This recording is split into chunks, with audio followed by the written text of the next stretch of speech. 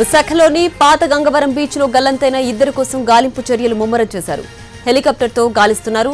పెదగంట్యాడ మండలం పాత గంగవరం బీచ్ లో యువకుడు గల్లంతయ్యారు. వీరు జాలరిపేటకు చెందిన నీతు, పెందుర్తికి చెందిన దామోదర్గా గుర్తించారు.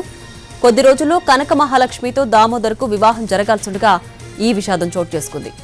నీతు ఇంటర్ సెకండ్ ఇయర్ చదువుతోంది.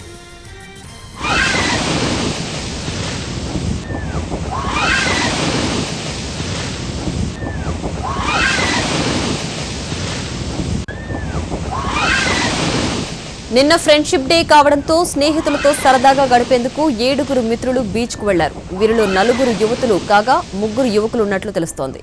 బీచ్ సమీపాన ఫోటోలు తీసుకుంటున్న సమయంలో ప్రమాదవశాత్తు సముద్రంలో నీతు కొట్టుకుపోగా రక్షించబోయిన దామోదర్ గల్లంతయ్యాడు.